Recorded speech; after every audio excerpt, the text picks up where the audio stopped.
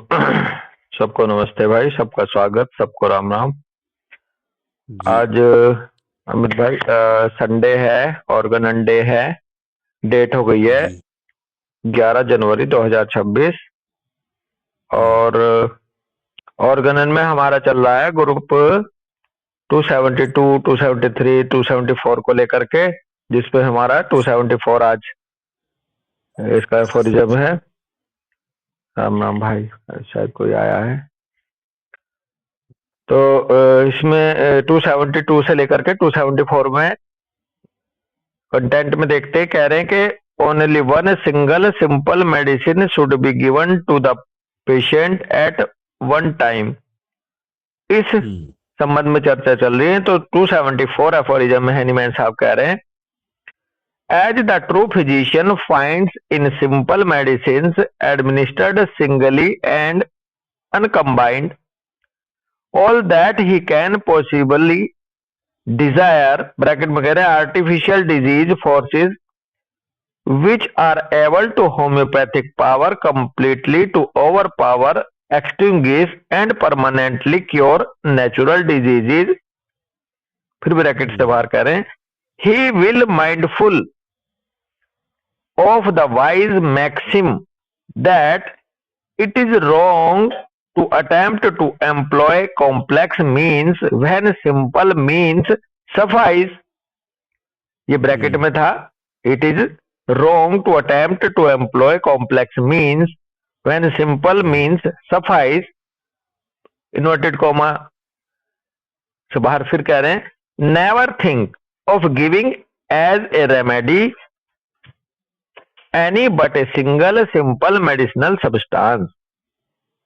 Hahnemann साहब का भाव ये है कि जैसे कि ट्रू फिजिशियन को ये सब मिल चुका है, फाइंड्स मतलब खोज लिया उसने, as a true physician find, जैसे ट्रू फिजिशियन को ये मिल जाता है simple medicine, in simple medicine administered singly and uncombined all that he can possibly desire. तो भाव ये है कि जब एक फिजिशियन को वो सब कुछ जो उसकी पाने की इच्छा है संभवतः, वो उस सिंपल मेडिसिन में ही के माध्यम को एडमिनिस्टर करके ही, जो सिंगल रूप से और अनकम्बाइंड रूप से एडमिनिस्टर करके ही जब प्राप्त हो जाता है, ब्रैकेट में कह रहे हैं डिजायर के आगे कि artificial disease forces which are able by homoeopathic power completely to over power, extinguish and permanently cure natural diseases. तो डिजायर क्या होती है किसी फिजिशियन की, कि एक आर्टिफिशियल डिजीज फोर्स जो सक्षम होता है होम्योपैथिक तरीके से सिमिलिमम होते हुए क्षमता होती है कंप्लीटली ओवर पावर करने की, एक्सटिंग्विश करने की, परमानेंट क्योर करने की नेचुरल डिजीज को। जब ये इसकी इच्छा सिंपल मेडिसिन को ही सिंगल दे करके, अनकम्बाइंड दे करके ही जब ये पूरी हो जाती है, तो फिर कह रहे हैं कि जब इससे काम बनता है तो he will mindful of the wise maxim. तो उसको जो है अपने सचेत होते हुए, या सावधान लिखा है माइंडफुल, अपनी वाइज मैक्सिम मतलब पूरी बुद्धिमता के साथ, सावधानी के साथ उसको ये समझ में आ जाना चाहिए that it is wrong to attempt to employ complex means when simple means suffice. कि जब एक सिंपल मीन्स के सिंपल माध्यम के पर्याप्त होने के कारण हमारा मकसद हासिल हो रहा है, तो फिर कॉम्प्लेक्स मीन्स क्यों अपनाए जाएं? ये उसको इतना उसे समझ में आ जाना चाहिए, तो उसे इतना सचेत हो जाना चाहिए। और फिर कह रहे never think of giving as a remedy any but single simple medicinal substance. और ये समझते हुए, ये जब उसे उसके प्रति सावधान होते हुए, उसे कभी भी ये नहीं सोचना चाहिए कि किसी को रेमेडी दी जाए, मतलब एक सिंगल रेमेडी जो सिंगल सिंपल मेडिसिनल सब्सटेंस है उसके अलावा कुछ और दिया जाए, या फिर कहिए कि फिर उसको देना चाहिए एक ऐसी रेमेडी जो सिंगल हो, सिंपल मेडिसिनल सब्सटेंस हो। आगे कह रहे हैं, for these reasons also because even though the simple medicine are thoroughly proved with respect to their pure peculiar effects on the unimpaired healthy state of man, it is yet impossible to foresee how two and more medicinal substances might, when compounded, hinder and alter each other's action on the human body. तो यहाँ फिर Hahnemann साहब अभी यही नहीं रुके हैं, आगे और बात कह रहे हैं कि एक बात तो ये है कि उसे जब ये समझ में आ गई कि सिंगल ही सफिशिएंट है, दूसरा कारण बता रहे हैं ना देने का मल्टीपल या कंपाउंड को, या दूसरा कारण क्या बता रहे हैं कि सिंगल ही दे। हेलो, चार्जर को लेके आता हूँ।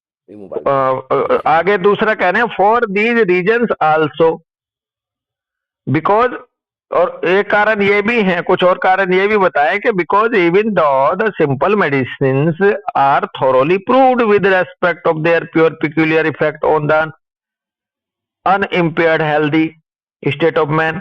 दूसरी बात यह है कि जो अनइम्पेयर्ड हेल्दी प्रूवर है, स्टेट ऑफ मैन है, उसके ऊपर जो प्रूव की गई है थोरोली, वो भी सिंगल मेडिसिन ही करी गई है। तो फिर क्यों दे रहे हो भाई एक से ज्यादा? आगे कह रहे हैं इट इज, जब प्रूव करी गई, और फिर कह रहे हैं it is yet impossible to foresee how two and more medicinal substance might when compounded hinder and alter each other's action on the human body। तो सिंगल को तो हमने प्रूव करके चेक करके भी रखा हुआ है, प्रूव करके भी रखा है, लेकिन ये तो जानना ही, देखना या समझना ही कठिन हो जाएगा कि जब दो मेडिसिनल सब्सटेंस दोगे, जब वो आपस में कंपाउंडेड होंगे, तो क्या वो एक दूसरे के काम को रोक रहे हैं, आल्टर कर रहे हैं एक दूसरे के एक्शन को ह्यूमन बॉडी में? ये भी कैसे पता कर पाओगे जब भाई सिंगल तो प्रूव कर रखी है अमित पाल, उसमें तो आप सेफ हो, लेकिन जब दो दे रहे हो या दो से ज्यादा मेडिसिनल सब्सटेंस दे रहे हो, तो वो आपस में कंपाउंड बना करके, कंपाउंडेड होकर के क्या कर रहे हैं, वो एक दूसरे के काम को रोक रहे हैं, एक्शन को, एक दूसरे के एक्शन को बदल दे रहे हैं ह्यूमन बॉडी में, ये भी नहीं पता कर पाओगे आप। And because on the other hand a simple medicinal substance when used in diseases the totality of whose symptoms is accurately known renders efficient aid by itself alone if it be homeopathically selected।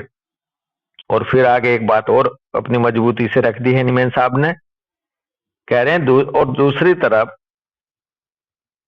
एक simple medicinal substance जब use करते हैं किसी disease में, totality of whose symptoms is accurately known, जिसकी totality of symptoms को accurately जान लिया गया हो, उस टोटलिटी के हिसाब से उस डिजीज के ऊपर हम सिंपल मेडिसिनल सब्सटेंस को जब हम यूज करते हैं दूसरे, और renders efficient aid by itself alone, वो अपने आप में ही अच्छी खासी प्रभावी हो जाती है अकेली ही। If it be homoeopathically selected, यदि उसको होम्योपैथिकली सिलेक्ट कर लिया गया हो, सिमिलिमम के आधार पर सिलेक्ट कर लिया गया हो, तो वो सिंपल मेडिसिनल सब्सटेंस अकेला ही एफिशिएंट होता है। That it was not chosen in strict conformity to similarity of symptoms and therefore does no good. It is yet so far useful that it promotes our knowledge of therapeutic agents because by the new symptoms excited by it in such a case, those symptoms which this medicinal substance had already shown in experiments on the healthy human body are confirmed, an advantage that is lost by the employment of all compound remedies। एक लाभ बताया है निमेन साहब ने बहुत अच्छा, and supposing the worst case to happen, that it was not chosen in strict conformity to similarity of symptoms and therefore does no good। और यदि सपोज करो case worst case to happen, आपकी मेडिसिन देने के बाद result नहीं आया, या वर्स्ट कोई रिजल्ट, कुछ और खराब हो गया मामला एक बार को, कह रहे हैं that is was not chosen in strict conformity to similarity of symptoms. जो किसकी वजह से हो सकता है? वर्स्ट केस हो सकता है यदि स्ट्रिक्टली कन्फर्मिटी के साथ, सिमिलरिटी ऑफ सिम्टम्स के साथ यदि नहीं चूज हो पाई हमसे, और मान लो वहां केस वर्स्ट भी हो गया, and therefore does no good, और कुछ मान लो लाभ नहीं मिला सिंगल देने से, तो कह रहे हैं it is yet so far useful that it promotes our knowledge of therapeutic agent. तो भाई ये उसके बावजूद भी यूजफुल होगी हमारे लिए सिंगल देना, क्योंकि ये हमारी उस थेरेप्यूटिक एजेंट के बारे में नॉलेज को प्रमोट करेगी। अगर कुछ दूसरे एसेसरी सिम्टम भी आ गए मितपाल भाई, तो वो उससे हमें ये हमारी नॉलेज को प्रमोट करेगी। क्या? Because by the new symptoms excited by it in such A case, those symptoms which this medicinal substance had already shown in the experiment. क्योंकि इसमें फिर उस पेशेंट के ऊपर वही सिम्टम तो आएंगे जो इसने कहीं एक्सपेरिमेंट के दौरान, प्रूविंग के दौरान इस मेडिसिनल सब्सटेंस ने कहीं दिखाए होंगे, वही तो आएंगे। अगर सिंगल दोगे और गलत दे दी तो वो एक तरह से मेडिसिन की अपनी प्रूविंग आएगी उस पेशेंट पे, जिससे हमारी नॉलेज ये और मजबूत हो जाएगी उस मेडिसिन के बारे में कि जो उसने प्रूविंग के दौरान दिए थे सिम्टम, वाकई वो करेक्ट थे। कह रहे on the healthy human body are confirm, जो कि हेल्दी ह्यूमन बॉडी पे कन्फर्म हुए थे। और फिर ऐसा होते हुए an advantage that is lost by the employment of all compound remedies, और ये जो हमें लाभ मिलेगा अपनी गलती का भी, हम अपनी गलतियों से, गलती से भी जो सीखेंगे सिंगल के माध्यम से, वो कंपाउंड रेमेडी देने के बाद वो एडवांटेज भी खत्म हो जाएगा। तो बड़े सर कहते थे एक अच्छा होम्योपैथ, एक राइट होम्योपैथ कभी भी नुकसान में नहीं जाता। होम्योपैथी कभी भी उसको नुकसान में नहीं डालेगी, उसको लाभ ही मिलेगा। अगर वो सिंगल का फॉलोअर है, सिंगल मेडिसिन का, और मान लो उससे मेडिसिन राइट सिमिलिमम भी ना हुई, तो वो मेडिसिन के अपनी सिम्टम्स को लेकर के मजबूत हो जाएगा जो उस पेशेंट में नए नए आएंगे। तो एक बड़ी अच्छी सी कहावत है कि मैं खाली हाथ कभी नहीं लौटा, या तो सफलता मिली या तजुर्बा। बहुत बढ़िया बात। मैं खाली हाथ कभी नहीं लौटा, या तो मैं सफल होके लौटा या तजुर्बा लेकर। तो ये तजुर्बा लेकर के लौटते हैं हम लोग यदि सिंगल के माध्यम से, अकॉर्डिंग टू कार्डिनल प्रिंसिपल देने के माध्यम से। अगर हमारे हाथ से कोई केस सही भी नहीं हुआ 1%, तो उसमें भी हमें नॉलेज ही मिलती है यदि हम होम्योपैथिक प्रिंसिपल्स को प्रॉपरली फॉलो करते रहें। ये भाव था इसका 274 का। इसमें एक फुटनोट है 160 फुटनोट कंपाउंड रेमेडीज के लिए दे रखा है, सबसे लास्ट वाला वर्ड है। कह रहे हैं इसमें when the rational physician has chosen the perfectly homeopathic medicine for the well considered case of disease and administered it internally, he will leave to irrational allopathic routine the practice of giving drink or fomentations of different plants, of injecting medicated glisters, and of rubbing in this or the other ointment. Footnote 160 में कह रहे हैं कि when a rational physician has chosen the perfectly homeopathic medicine for the well considered case of disease and administered it internally, जब एक बार एक rational, एक तार्किक, एक नियम से चलने वाला फिजिशियन चूज कर लेता है परफेक्टली होम्योपैथिक मेडिसिन को, वेल कंसिडर करते हुए केस को, डिजीज के, और एडमिनिस्टर करता है इस परफेक्टली चूजन होम्योपैथिक मेडिसिन को इंटरनली, तो कह रहे हैं he will leave to irrational allopathic routine the practice of giving drinks and fermentation of different plants, of injecting medicated glisters, and of rubbing in this or the other ointment. तो उसको वो छोड़ ही देगा एक तरह से, अगर एक बार वो उस सही रास्ते को अपनाते हुए परफेक्टली होम्योपैथिक मेडिसिन चुन लेगा और उसको इंटरनली देगा, तो ही विल लीव यानी कि वो छोड़ ही देगा या उसे छोड़ना ही होगा कह लो, या वो छोड़ ही देगा। बल्कि ये जो इरेशनल एलोपैथिक रूटीन और प्रैक्टिस है, जिसमें हम पीने के लिए देते हैं, फर्मेंटेशन कराते हैं डिफरेंट डिफरेंट प्लांट्स को, या फिर इंजेक्ट कर देते हैं मेडिकेटेड ग्लिस्टर्स। ग्लिस्टर्स होता है cleansing medicine injected into the rectum through clyster, pipe or syringe, यानी कि वो एनिमा टाइप की चीजें, medicated glisters and of rubbing in this or the other ointment. तो वो इन सब से उसे अपने आप ही छुटकारा मिल जाता है कि वो ये मलहम लगाओ, ये मरहम मसलो, ये एनिमा लगाओ, ये फला फर्मेंटेशन दो, ये पीने को दो। इन सब चीजों से जो इरेशनल एलोपैथिक रूटीन और प्रैक्टिस है वो इसको छोड़ देगा या उसे छोड़ना ही होगा। दोनों भाव आते हैं हर बात के कि अगर आपको अच्छा रेशनल फिजिशियन बनना है तो आप इससे दूर होना होगा।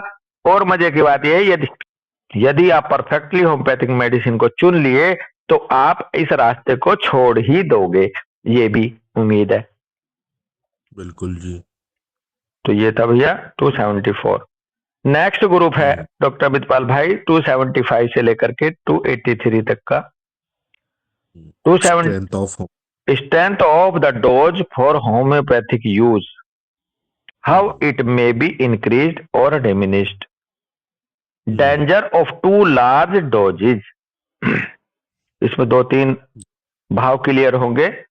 एक तो ये है कि strength of the doses for homeopathic use, strength के बारे में बताएंगे जो होम्योपैथिक यूज होने के लिए जो डोजेज है एक बात, फिर इसको डैश लगा करें how it may be increase और डिमिनिश, डोज को कैसे इंक्रीज किया जा सकता, कैसे डिमिनिश कर सकते हैं या होती हैं।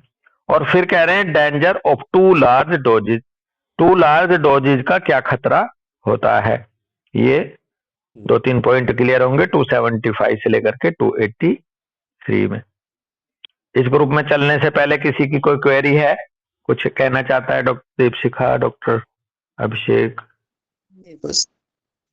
नहीं बस चलो तो 275 एफोरिज्म पढ़ते हैं। कह रहे the subtleness of a medicine for any given case, suitable है बेटा, sorry. The suitableness of a medicine for any given case of disease does not depend on its accurate homoeopathic selection alone, but likewise on the proper size or rather smallness of the dose। कितनी बढ़िया बात कही। कह रहे जो सुटेबलनेस है किसी भी मेडिसिन की, किसी भी केस के को लेकर के, डिजीज के केस को लेकर के, does not depend on its accurate homoeopathic selection alone, केवल और केवल कि भाई हमने एक एक्यूरेट होम्योपैथिक सिलेक्शन कर लिया, केवल इसी पे निर्भर नहीं करती, परंतु उसी की तरह जिस तरह से आप एक्यूरेट होम्योपैथिक सिलेक्शन करोगे उसी की तरह प्रॉपर साइज होना चाहिए और rather smallness of the dose भी उतना ही महत्व रखती है जितना एक एक्यूरेट सिमिलियम करना। इफ वी गिव अमित, कल जो पढ़ रहे थे हम, वहां भी उन्होंने यही रखे थे, प्रॉपर साइज और proper smallness of the dose, size को उन्होंने भी बोला। हाँ, कई बार भाव आया भी है और आगे भी आता रहेगा। सारी मेहनत एक तरफ और डोज का सिलेक्शन एक तरफ। अगर आपने सारी मेहनत कर ली, खूब अच्छे से सिलेक्ट भी कर लाए, सब डाइट एंड रेजिमेन भी बता दिए, लेकिन आपने अगर डोज को ओवरडोज कर दिया तो आप मन चाहा रिजल्ट नहीं ले पाएंगे। सारी मेहनत पर पानी फिर जाएगा दीपशिखा। बिल्कुल। और यदि आपने डोज को सिलेक्ट कर लिया तो फिर वही डोज आपको मास्टर बना देगी कि यार सिंगल बस एक बार दी और केस सुलझ गया पेशेंट भी खुश और आपका भी नाम होगा, आप भी खुश। तो हर एक नियम बेसिकली है, तो बात ऐसी कि हर एक नियम को पालन करना पड़ेगा। अमित क्या कह रहे हो भाई? मैं कह रहा हूँ कि वो तो हम डोज को लेके तो हम जैसे मानो सिंगल, लेकिन यहाँ ना मेरा थोड़ा सा जो वो है ये साइज पे भी है। हाँ जैसे हम कह देते हैं कि भाई हमने एक डोज टंग पे टपका दी थी, हाँ हमने एक ही डोज दी लेकिन ग्लोब्यूल्स 40 नंबर का दिया हाँ, ये या चार 3 दिए, दिया, चार ग्लोब्यूल दे दिए 4 कहते हैं। ग्लोब्यूल दिए। हम्म, हाँ जी। हाँ बिल्कुल। साइज पे है मेरा कि साइज का भी ध्यान रखें। हाँ साइज का भी मसला है, साइज पूरा भी मसला है। मैटर रखता है भाई, कि सिंगल पॉपी हाँ। पॉपी सीड साइज का दे रहे हो, 40 नंबर हम्म। का एक दे रहे हो, 40 नंबर के हम्म। 4 दे रहे हो, ऐसा। हम्म। तो ये साइज और पे कुछ भी बात आ रही है। कुछ लोग डोज ही देते हैं लेकिन वो कहते हैं कि हम तो एक डोज उस पे टपका देते हैं जीप पे। हाँ खूब हमने टपकाई है भैया कई साल पहले तक। हाँ, सब टपकाई है। हाँ आ, प्रॉपर साइज का मसला है यहाँ, हाँ ये भी ध्यान रखें। बिल्कुल। मतलब रिजल्ट एक्यूरेट प्रिसीजन की तरफ बढ़ने के लिए इस बात का भी महत्व है। मतलब ये हाँ, है।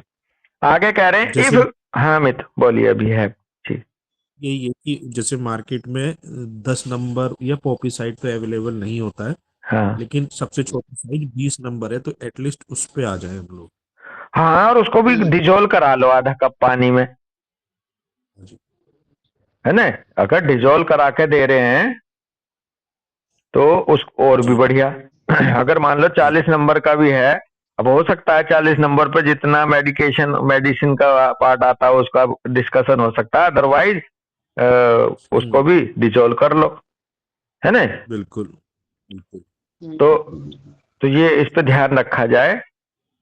आगे कह रहे if we give too strong a dose of a medicine which may have been even quite homoeopathically chosen for the morbid state before us, it must, notwithstanding the inherent beneficial character of its nature, prove injurious by its mere magnitude and by the unnecessary too strong impression which, by virtue of its homeopathic similarity of action, it makes upon the vital force which it attacks, and through the vital force upon those parts of the organism which are the most sensitive and are already most affected by the natural disease.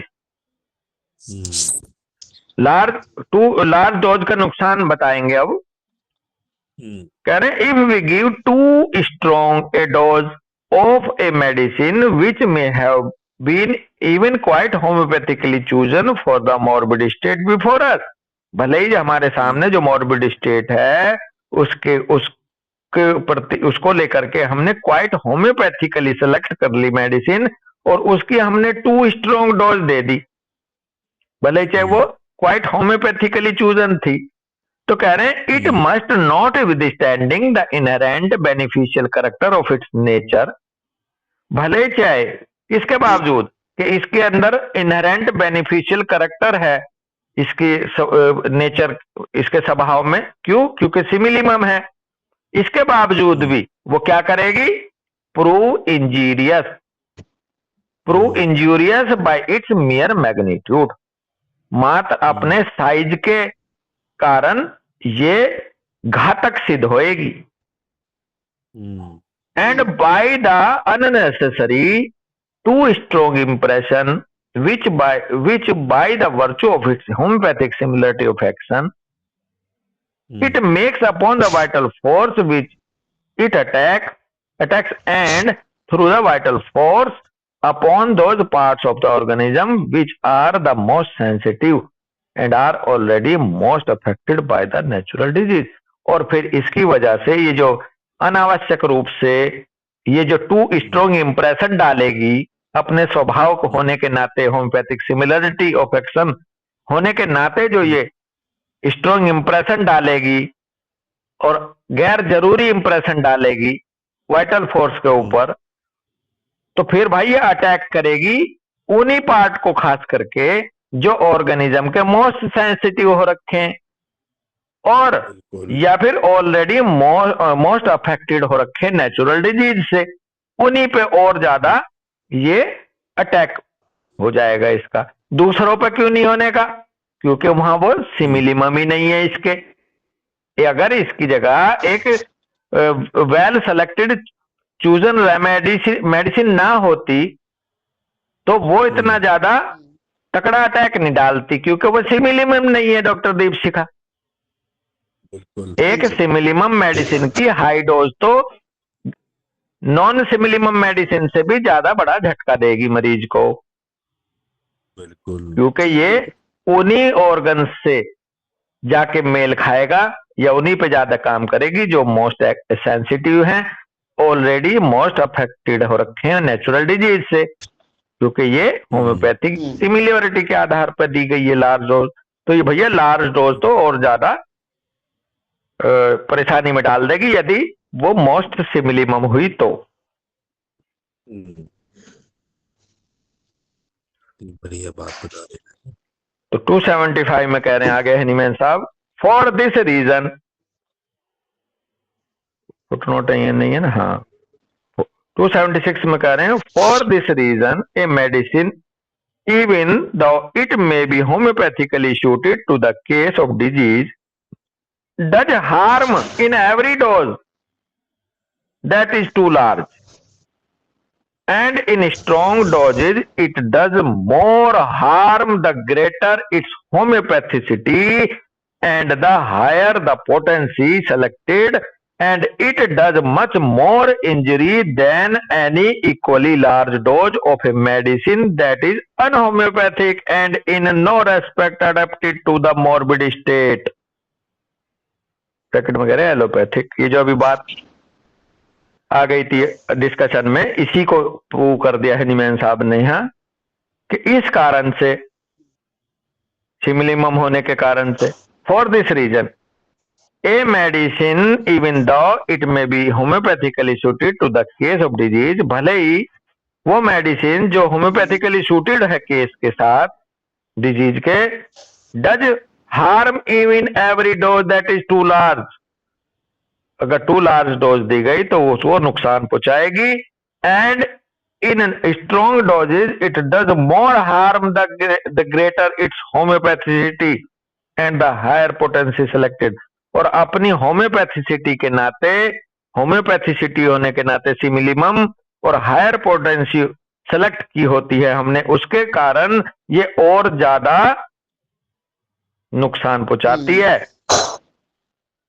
आगे कह रहे हैं and it does much more injury than any equally large dose of a medicine that is unhomoeopathic and in no respect adapted to the morbid state. और भाई ये उससे भी ज्यादा चोट पहुंचाएगी या पहुंचा देती है जो इक्वली लार्ज डोज उस मेडिसिन की दी हुई हो जो होम्योपैथिक ना हो, जो अनहोम्योपैथिक हो, जो पार्शियल सिमिलिमम हो या नॉन सिमिलिमम हो उस मॉर्बिड स्टेट को लेकर के। यानी कि अगर एलोपैथिक तरीके से दी गई हुई हो कोई तो वो भी इतना नुकसान नहीं पहुंचाती जितना ज्यादा नुकसान ये लार्ज डोज सिमिलिमम की पहुंचाती है, हाइपोटेंसी वाली।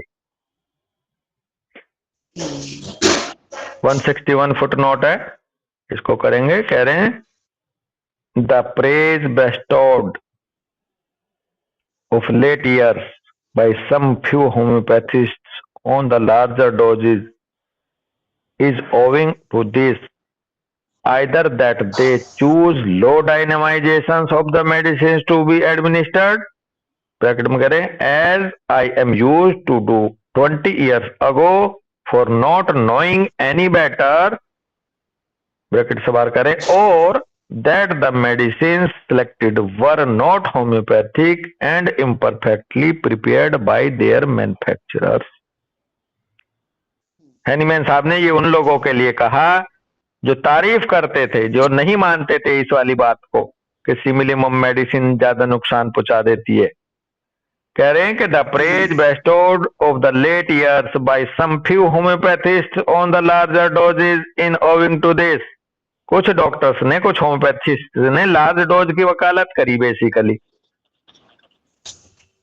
तो उनके लिए कह रहे हैं कि either that they choose low dynamization of medicine to be administered, कि या तो फिर वो वकालत करते हुए लार्जर डोजेज की वो या तो लो डायनेमाइजेशन ऑफ मेडिसिन को चुनते थे, जो मैं क्या करता था नॉलेज होने से पहले, और अच्छा जानना और अच्छी जानकारी होने से पहले मैं भी जो किया करता था 20 साल पहले, वो या तो ऐसा करते हैं कि लो डायनेमाइजेशन की को चुन करके उनकी लार्ज डोज दे रहे हैं, या that the medicine selected were not homeopathic, या फिर वो होम्योपैथिक जो सिलेक्टेड नहीं कर पा रहे हैं उन मेडिसिन को देते हैं लार्ज डोजेज में, और साथ में कह रहे हैं imperfectly prepared by there manufacturers, या फिर इनपरफेक्टली प्रिपेयर हो उनके मैन्युफैक्चरर्स के द्वारा,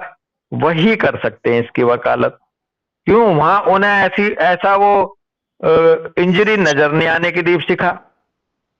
हाँ जी। कोई कहेगा ना साहब हम तो खूब दे में, हमें तो कोई ऐसी बात लगी नहीं।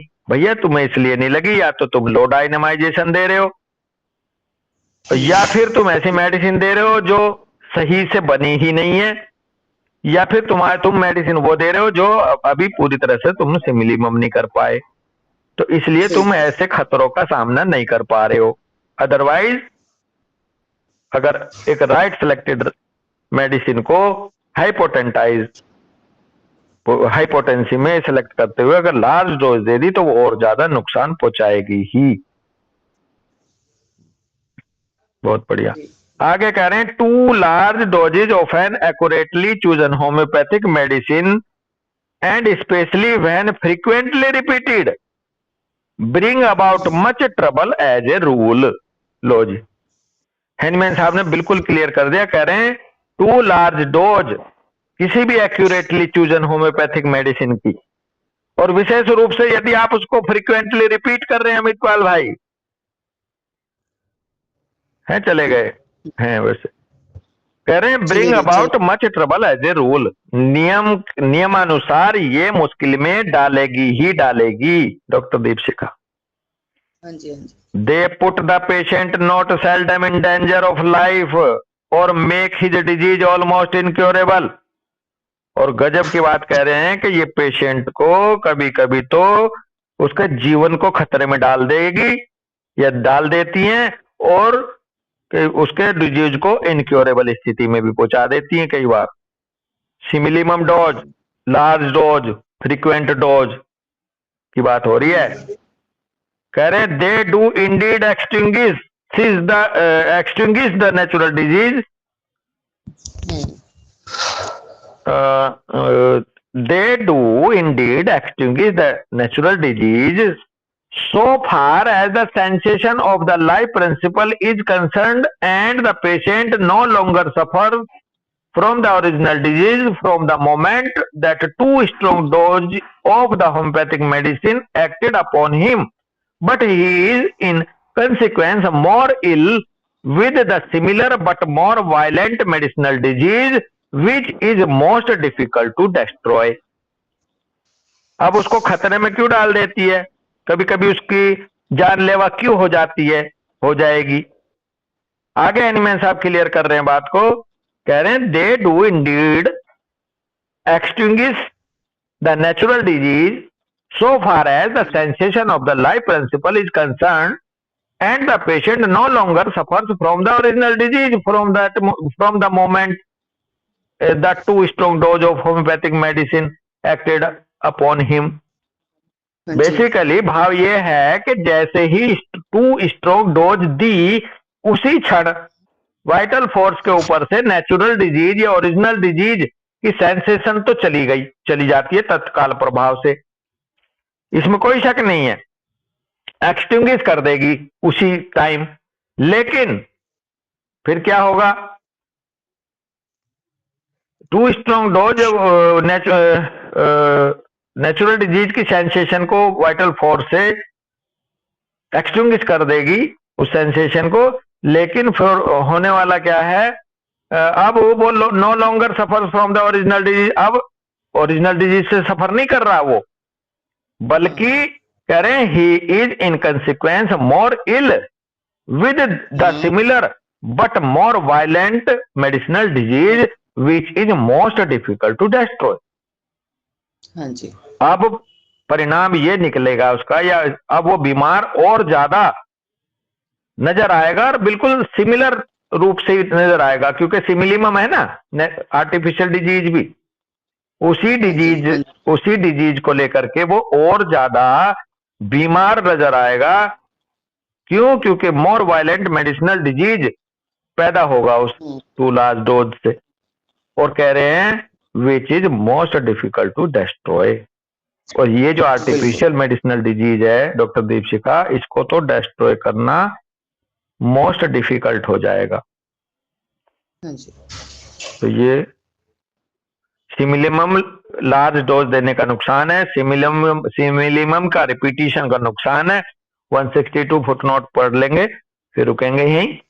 160 फुटनोट में कह रहे हैं कि किस तरह से डिस्ट्रॉय करना मुश्किल हो जाएगा इसको। कह रहे हैं thus the continuous use of aggressive allopathic large doses of mercurials against syphilis develops almost incurable mercurial maladies when yet one or several doses of a mild but active mercurial preparation would certainly have radically cured in a few days the whole venereal disease together with the chancre, provided it had not been destroyed by external measure, bracket में कह रहे हैं as is always done by allopathy।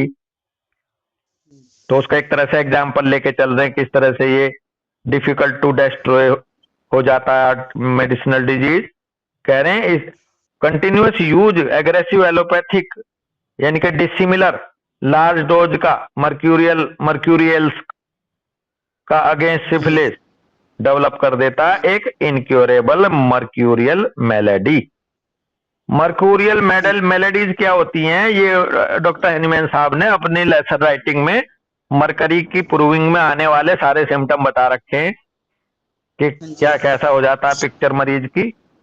Mercurial melodies अपने आप में एक picture बनती है डिजीज की। कह रहे हैं when yet one or several doses, जबकि दूसरी तरफ कह रहे हैं यद्यपि एक या several doses mild but active mercurial preparation की निश्चित रूप से रेडिकली क्योर कर देती है इसे फ्यू डेज में पूरे के पूरे विनेरियल डिजीज को साथ में उसके सैंकर के क्योर कर देती, बजाय उसकी लार्ज डोज देने के। कह रहे हैं provided it had not been destroyed by external measure, बशर्ते वहां पर वो सैंकर बाहर किसी एक्सटर्नल मेजर से डिस्ट्रॉय अगर ना हुआ हो तो ये कुछ एक डोज ही उसको कुछ एक दिनों में ही क्योर कर देती है। और जैसा कि एलोपैथी से करते ही हैं, डिस्ट्रॉय तो करते ही हैं। आगे कह रहे हैं in the same way the allopath gives Peruvian bark and quinine in intermittent fever daily in very large doses where they are correctly indicated and where one very small dose of a highly potentized china would unfailingly help, bracket में करें in Mars intermittents and even in persons who were not affected by any evident psoriatic disease। ठीक इसी तरह से गड़बड़ क्या करते हैं एलोपैथ, ये प्रिवियन बार्क देते हैं और क्विनिन देते रहते हैं इंटरमिटेंट फीवर में डेली लार्ज डोजेज, जबकि अगर वो correctly indicated and where one very small dose correctly indicated और साथ में स्मॉल डोज इसकी हाईली पोटेंटाइजेशन की चाइना की अनफेलिंगली हेल्प करती है, मतलब फेल होती ही नहीं है। और बल्कि खास करके किन में, मार्स इंटरमिटेंट्स में भी, जहां जो व्यक्ति पहले से किसी सोरिक डिजीज से ग्रसित ना हो और मार्स डिस्ट्रिक्ट में भी यदि इंटरमिटेंट फीवर का भी शिकार हो तो वहां भी ये अनफेलिंगली हेल्प कर देती है चाइना की highly potentize very small dose. आगे कह रहे हैं a chronic China malady bracket में कह रहे हैं coupled at the same time with the development of psora is produced. फिर परिणाम क्या निकलता है इनकी प्रोविन बार्क और क्विनिन देने का कि एक क्रॉनिक चाइना मेलेडी पैदा कर देते हैं ये। और चाइना मेलेडी जब पैदा होती है तो उसमें क्या होता है, ठीक उसी तरह उसी समय पर डेवलपमेंट ऑफ सोरा भी होने लगता है उसमें अंदर, उससे और जुड़ जाती है। which if it does not gradually kill the patient by damaging the internal important vital organs, especially spleen and liver, will put him nevertheless suffering for years in a sad state of health। Hahnemann साहब बड़े दुख के साथ कह रहे हैं, फिर कह रहे हैं ये जो चाइना मेलेडी पैदा हो जाती है इनके माध्यम से, यदि ये ग्रेजुअली मार ही ना देगी पेशेंट को, डैमेज करते हुए इंटरनल इंपॉर्टेंट वाइटल ऑर्गन्स को, खास करके स्प्लीन और लीवर को, अगर ये उसकी जान ही ना ले लेगी ऐसे उनको डैमेज करते हुए, तो भाई कम से कम ये क्या करेगी, put him nevertheless suffering for years in a sad state of health. वो कई साल तक उसको एक सैड स्टेट ऑफ हेल्थ से सफर तो करा ही देती है, खास करके या तो जान ले लेगी, और अगर कोई बच भी रहा है तो वो उसकी सैड स्टेट ऑफ हेल्थ का शिकार तो वो की सफरिंग का शिकार तो वो हो ही जाता है चाइना मेलेडी के माध्यम से। कहते हैं साहब उससे ना मलेरिया तो चला गया, उसके बाद ये कमजोर होता जा रहा है, उसके बाद तो ये और ज्यादा वाइटलिटी खत्म होती जा रही है इसकी। आगे कह रहे हैं a homoeopathic antidote for such a misfortune produced by abuse of large doses of homoeopathic remedies is hardly conceivable. केवल एलोपैथिक को ही नहीं लताड़ा था जिन्होंने उसके डिस्ट्रक्शन फैला दिया था 75 एफोरिज्म में, 76 में। अब यहाँ होम्योपैथी के लिए भी हैनीमैन साहब कह रहे हैं कि होम्योपैथी के एंटीडोट करना इस तरह के जो मिसफॉर्चून पैदा हो जाते हैं अब्यूज करने से लार्ज डोजेज को, किसकी, होम्योपैथिक रेमेडीज की, कह रहे हैं इनका एंटीडोट भी हार्डली कंसीवेबल है। इनका एंटीडोट मुश्किल से ही प्राप्त होगा आपको, मुश्किल से ही मिलेगा आपको। और बल्कि डॉक्टर दीपशिखा, मैं कहता हूं जो मेरा महसूस कर रहा हूं, बिल्कुल आप भी ऐसे महसूस कर रहे होंगे सब लोग, एक एलोपैथिक इतना गहरा नुकसान नहीं पहुंचाएगी जितना होम्योपैथिक रेमेडी, सिमिलिमम रेमेडी की लार्ज डोज जितना गहरा मिसफॉर्चून पैदा करेगी, वो आपकी एलोपैथिक सिलेक्शन भी नहीं करेगा लार्ज डोज में। तो क्योंकि बड़े सर कहते हैं ना कि वो कहां तक काम करेगी, फिजियोलॉजिकल लेवल तक करेगी, साइटोप्लाज्म तक लेवल करेगी, और हमारी जो होम्योपैथिक रेमेडी कहाँ करेगी, उसके जेनेटिक मशीनरी तक में जाकर के भी घुस जाएगी। तो ये तो और ज्यादा, और ये तो एक हकीकत भी है, हम देखते हैं ना नेचर में, जितना सोफिस्टिकेटेड हथियार होता है वो उतनी ज्यादा गहरी मार करता है। दीपशिखा, बिल्कुल, जिसकी पहुंच जहां तक डीप जितनी रहेगी उतनी इंजरी भी उसकी डीप होगी, डीप होएगी। तो उस दिन जब बात कर रहे थे डॉक्टर श्रेय की बात आ रही थी एक दिन कि भैया बहुत ज्यादा पेनिट्रेटिंग मेडिसिन बहुत गहरा भी नुकसान पहुंचा सकती है, तो उसमें कोई शक नहीं, वो क्षमता रखती है, भले ही हम हालांकि हम सावधान रहते हुए उतने नुकसान तक जाए ना, अदरवाइज उसमें वो क्वालिटी तो है ही गहराई तक जाने की। तो चलो यहीं रुकेंगे। सबको नमस्ते भाई, सबको राम। हाँ हाँ बेटा, बस एक चीज करनी है हमें, याद आ रहा है कि जब हम लोग पिछली बार पढ़ रहे थे तो लार्ज डोजेस को लेके प्रशांत ने शायद दीदार सर से कुछ पूछा था, तो हमें ठीक से याद नहीं आ रहा है, अगर प्रशांत को याद हो तो बताएगा। हाँ प्रशांत बताओ, प्रशांत हैं? हाँ वो हेलो, हाँ जी, वो ग्लोब्यूल्स के साइज के ऊपर डोज का डोज से रिलेटेड पूछा था ना। हाँ लेकिन उन्होंने क्लियरली जवाब नहीं दिया था, उन्होंने बोला था जो हम पॉपी सीड्स यूज करते हैं उतना सफिशिएंट है, ये बोला था उन्होंने। जो हम पॉपी सीड्स ग्लोब्यूल्स यूज करते हैं वो उतना सफिशिएंट है, उतना सफिशिएंट है। वही भाव ऑर्गेनन से आ रहा है, वही भाव। कुछ नंबर ग्लोब्यूल्स का भी कुछ बोला था क्या प्रशांत? नहीं, उन्होंने यही बोला था तब तो।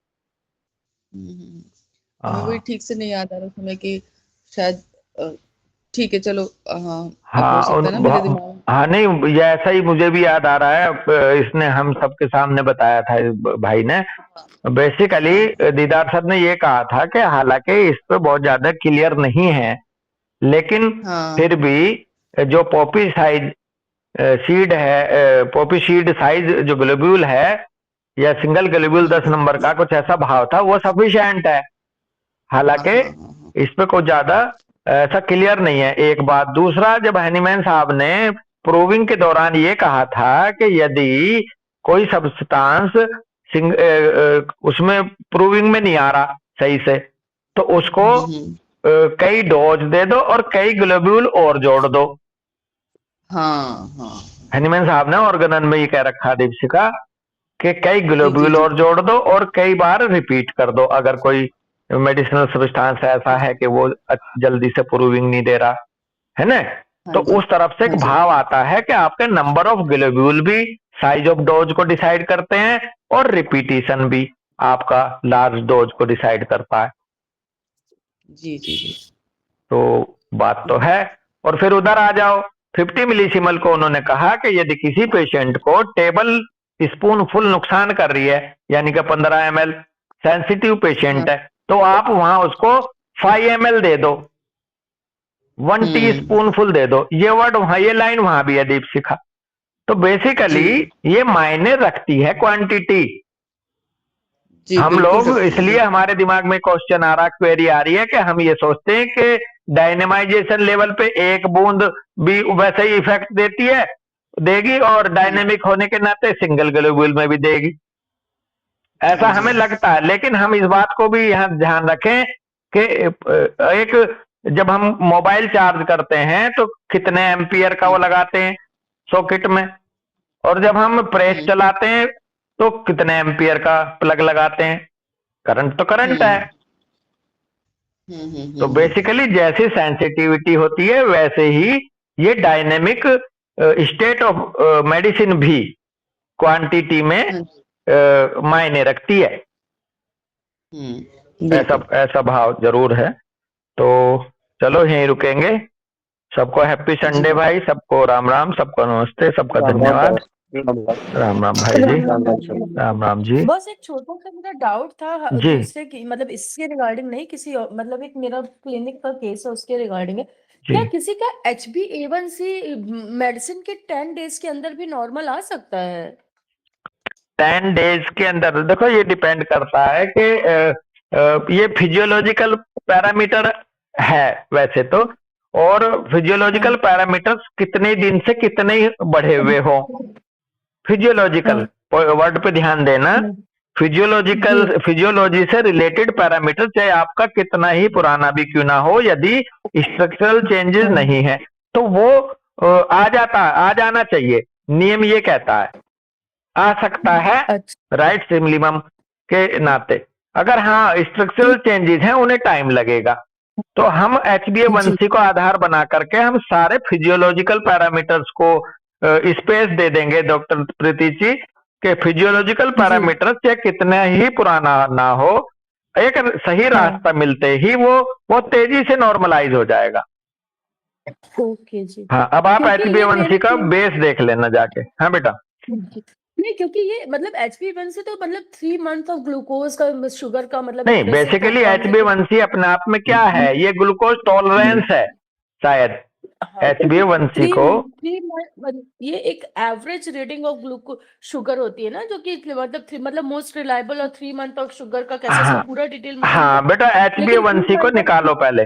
HbA1c की डेफिनेशन देखो पहले, थ्री, इसको मंथ पे मत जाओ, जी मंथ पे फिर हम अटक जाएंगे। HbA1c को जी आप गूगल पे निकालिए अभी हाथ के हाथ, और हाँ उसमें फिर इसकी डेफिनेशन देखते हैं यही। हाँ मैं देख निकालती हूँ। हाँ, ये कुछ HbA, असल में ये क्या करते हैं, क्लिनिक का ही मेरे केस है, उसको फाइब्रोमाइल्जिया, मैंने ये केस आपसे एक बार डिस्कस भी किया था, तो अब बोलते हाँ अब उसके अदर पैरामीटर्स पे चेक करो। तो बोला हाँ हाँ नींद वगैरह मेरी ठीक है, मेरे को HbA1c is a blood test measuring your average blood sugar glucose levels over the past 2-3 month, showing हाँ how sugar has attached to your red blood cells hemoglobin. हाँ, तो HbA1c ये है test is a blood test measuring your average blood sugar. average blood हाँ sugar level over the past 2-3 months, हाँ showing how much sugar had attached to your red blood cells hemoglobin. Actually इसी कारण से मेरे को लगा अभी कि अगर जो अभी इसकी अभी बेटा सुनो तो सही, अभी आगे भी तो चलो। आगे कहते हैं glycated haemoglobin, glucose naturally binds to haemoglobin, oxygen carrying protein in red cells, the test quantifies the percentage of haemoglobin with sugar attach. देखो, हीमोग्लोबिन से शुगर अटैच होने का मसला है इससे जुड़ा हुआ, कोई स्ट्रक्चरल तो है नहीं। अगर आपका राइट स्टिमुलस चला गया तो हीमोग्लोबिन से कितनी शुगर अटैच होनी है या कितनी नहीं होनी है, ये फिजियोलॉजिकल मसला है। समझ रहे बात को? अच्छा जी, हाँ, जी आप इसको इस एंगल से समझेंगे तो तभी समझ में आएगा, मंथ के हिसाब से नहीं। ग्लाइसेटेड हीमोग्लोबिन इसको बोलते हैं, ग्लूकोज नेचुरली बाइंड होता है हीमोग्लोबिन से, ठीक है। और ये ब्रैकेट में कह रहे हैं oxygen carrying protein in red blood cells है। तो अब बेसिकली वो ज्यादा हो रहा है, यानी कि आपका हीमोग्लोबिन विद शुगर अटैच ज्यादा हो रहा है अगर HbA1c बढ़ रहा है तो अगर आपका राइट स्टिमुलस मिल रहा है तो वो बाइंडिंग जो ओवर हो रही थी वो नॉर्मलाइज हो जाएगी, ऑप्टिमाइज हो जाएगी। तो इस तरह से भाव ये आ रहा है कि ये फिजियोलॉजिकल लग रहा है। और फिजियोलॉजिकल कोई भी एक्टिविटी शरीर की वो बहुत तेजी से कंट्रोल हो सकती है, बहुत तेजी से करेक्ट हो सकती है। एस्टोनिश लगेगी आपको कि भैया ये तो इतना पुराना था, ये अब इतनी जल्दी कैसे सही हो सकता है। तो वहां उसका बेस यही मिलेगा कि वो बेसिकली फिजियोलॉजिकल है, फिजियोलॉजी है उसके बैकग्राउंड में, है ना प्रतीक जी? हेलो जी हाँ, तो इसमें आप कई बार देखेंगे कि प्लेटलेट्स या इयोसिनोफिल्स या फिर WBC 30,000 थी और पता चला 2 दिन के अंदर ही 10,000 रह गई। तो भैया ये कैसे पॉसिबल हो सकता है? तो ये जितने भी फिजियोलॉजिकल पैरामीटर्स हैं उनके संबंध में ये चीज संभव है, उनको लेकर के जो आपके केस में। तो उसको उस नजरिए से हम देखेंगे तो बिल्कुल कंफ्यूजन नहीं रहने का हमें, चाहे वो कोलेस्ट्रॉल हो, चाहे वो ब्लड शुगर हो। डायनेमिक ब्लड शुगर भी होती है, कई चीजें कई जगह जहां पैंक्रियाज में पैथोलॉजी आ गई है स्ट्रक्चरल, वो भी उनकी वजह से ब्लड शुगर होती है। तो कई लोग जो बड़े खुश होते हैं ना कि हमने डाइट रेजिमेंट करा के, डाइट एंड रेजिमेंट से शुगर ठीक कर दी है, आपके व्हाट्सएप पे पड़ी है, बहुत सारी वीडियो पड़ी रहती है। तो उनमें बेस में जाके देखना होगा कि इन्होंने कौन से वाली शुगर ठीक करी है। इन्होंने वो वाली शुगर ठीक करी है जो अभी डायनेमिक प्लेन पे थी, जिसमें अभी स्ट्रक्चरल चेंज कुछ ऐसा नहीं आया था जो डायबिटीज को एस्टेब्लिश कर दे। हाँ, तो इस तरह से चलेंगे जी। चलो ठीक है बेटा जी, ओके ठीक है। सबको राम राम भाई, सबको नमस्ते। राम राम बॉस, राम राम, ओके, राम राम भाई।